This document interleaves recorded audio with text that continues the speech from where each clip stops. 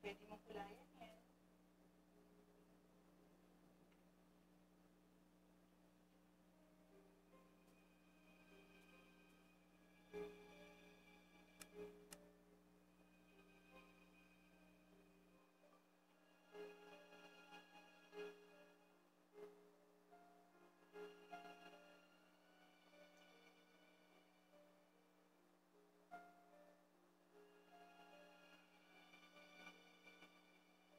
Lisa, teka, ipapakita ko sa'yo.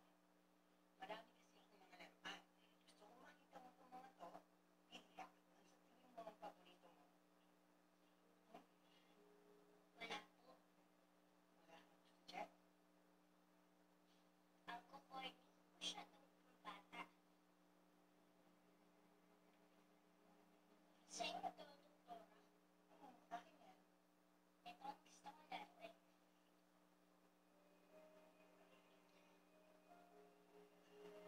Marami kang matututunan dito. May load to. Oo, post-paid yan. Bongga.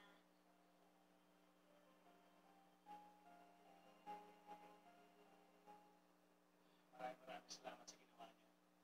Sana hindi kayo tumigil ang pagtugis kay Daisy at sa mga kasabot niya. Wala ka naman, Kapitan. May sighting ka na Daisy sa Real Quezon. Makikipag-coordinate ako sa mga kasama namin doon. Sana mahuli niyo na yung babae niya. Sobrang perwisyo na ang ginagawa niya sa pamilya ko. Siya nga pala, Kapitan. Kaya ka din natin pinuntahan dito kasi nalaman na namin yung nangyari sa loob ng bahay. Tama yung teorya namin. May kasabot sa loob. Safe na naman si Flor. Si Daisy lang ang pagtuunan niya ng pansin. Pero, Kapitan, ayaw niyo pong malaman kung sino kasabot-sunod ng pamamahay ninyo. Parang bata lang siya. Hindi niya alam ang ginagawa niya. Yun din ang iniisip namin. Hindi nga ba talaga alam ng anak mo ang ginagawa niya? Nakikiusap ako sa'yo bilang ama. Bigyan niyo pa ng pagkakataon ng anak ko. Sa mga oras na to, natitignan namin siya sa psychiatrist dahil alam namin hindi normal ito. Pare, nakikiusap ako. Sige, Kapitan. Sana maayos to. Salamat.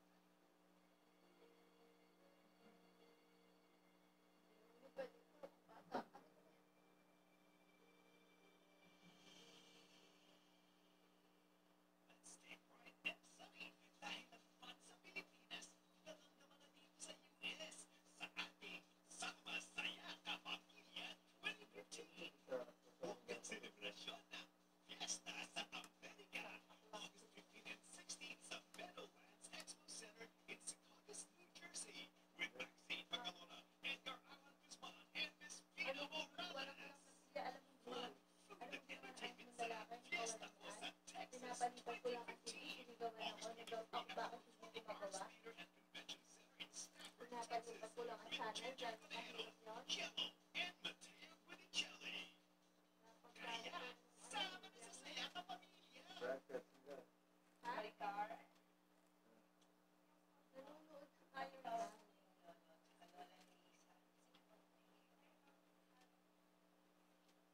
at Lola ni Lisa. Lola, uwi na tayo. Kapag po na mag-usap mo ng doktora. Sige, saan na ba? Ano,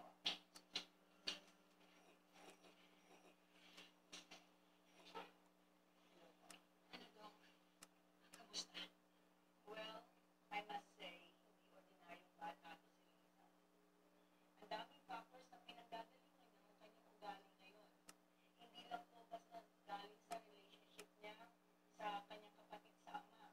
Kailangan po natin ng several sessions para matulungan namin kayo ng mabuti. We have in the Child Within program. Pwede natin gawin yun. We suggest that. Doktora, basta gawin mo yung makakabuti para bumalik yung dating batang Lisa na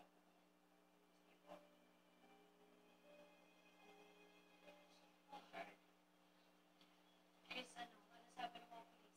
May problema ka ba? nakausap ko na yung mga polis. Sinabi ko na sa kanila na ipalapit mo na sa akin yung partisipasyon ni Lisa sa krimen ni Daisy. Masyado hindi ko alam kung ano pwede mong gawin kay Lisa. Ang inaalala ko lang, kung ano pwede mangyari doon sa bata sa ginagawa niya. oo nga. Hihingi siya ng tawad. Mangangako magbabago pero paulit-ulit naman yung ginagawa niya. Sa aking palagay, hintayin na lang natin na lumabas ang resulta ng testing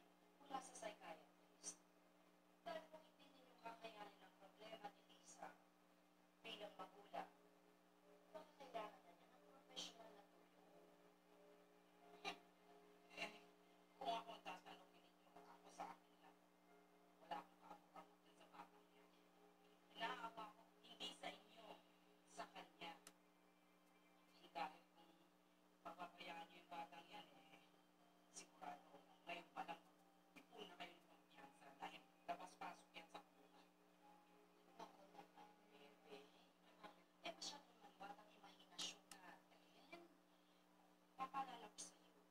Kasama natin ang pagpunod ng batang yun. Sino pa ba ibang magsasabi sa kanila ibang tao? Parang ngayon ko lang na-experience ulit ang katahimikan sa bahay natin.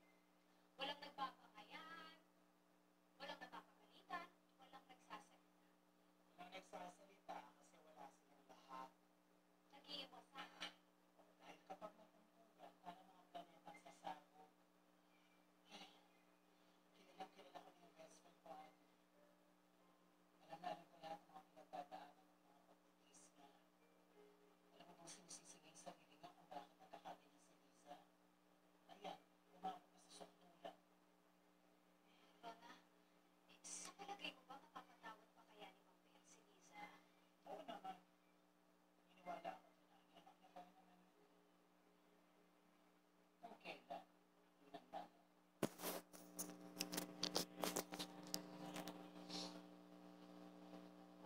Salamat po, Doktora. Thank you very much. Thank you very much.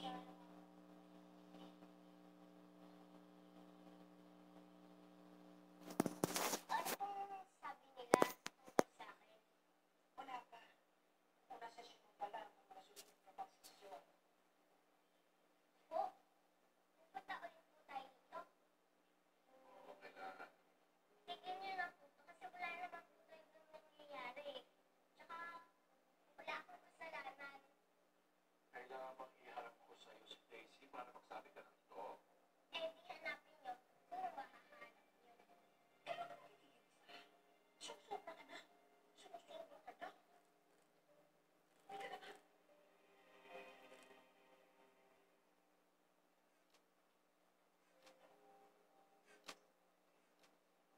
Kaya,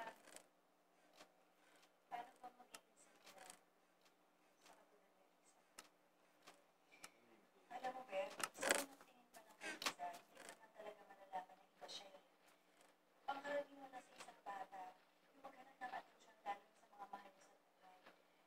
At tayo na po ang lahat. Bakit si Flor? Si Flor na biyayaan siya ng sobrang pagpungawa at pagpapasensya. Alam mo, minsan nakakakaya sabihin, pero hindi ko pa siya mag-isa sa akin. At minsan, pag may mga tao nakakasakit sa kanya, wala ka nang kapasama tawag yung bakit nagkakasin. Baka sumabot na Lisa. Tama na, Lisa. Sundan mo yan. Paano kaya? Nandiyan ang tura mo. Sabi ko tama na, pwede magpahinga na. Ang sabi sa akin, kung ano ka ng bata ka, hirap ka na mag-chart. Para magsa-chat ka Search mo dun sa ano, Sina. Sa kitchen. siguraduhin mo hindi mababad na kayo pa lang. Takot na ako. Diyan mo, hindi mo nakakain eh. Takot na ako para sa anak ko dahil nakikita ko kung saan siya pupunta. Kung hindi siya magbabago. Parang wala naman sa amin. Wala ba ito sa ano dyan?